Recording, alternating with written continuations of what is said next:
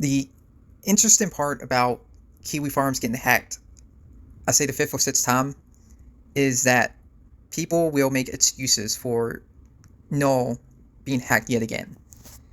And what's the TLDR with this? Well, some a scalper of the person who does this kind of shit decided to go into the data of Kiwifarms and personal information of Kiwifarms users on the 19th.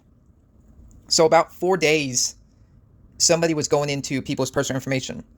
And reminder that No has been begging people to give him money through check. Now, I wouldn't do that because of personal information, because you can't trust No for any personal information. So I guarantee people who gave money to No himself, it's probably got their data leaked already, possibly on the Soy Jack Party, possibly on Onion Farms. But this is getting to the point where anyone who excuses Josh's behavior is completely at fault for what's the issue with Kiwifarms today. And Kiwifarms, in my opinion, has always been shit, but it's just going to get more and more shit. We also had another situation where one of his users tried to dox a supposed a predator, but the issue was the predator was from Australia, and the person he doxed was from New Zealand. I'm not exactly sure how that went, but he basically doxed a husband with a wife and kid. Totally different person, so they failed doxed. And people were calling him Green Reddit, saying we did it Reddit, kind of making fun of Noel and his users.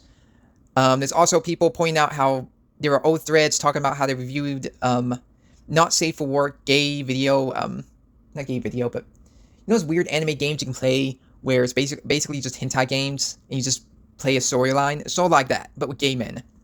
So his site is crumbling as we speak. More and more people won't give him money because he's begging people to give him checks, and he says he needs up to 1,600 people to give him physical checks just to keep his website going. He has fucked over his user base. He has fucked over everyone that he knows, and I think it's funny because he's fucking over his everything. I don't know what to say about it.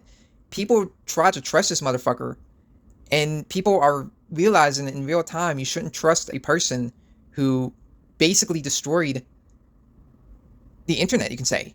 His users are pro-feminist, pro-turf kind of, as far-right feminist.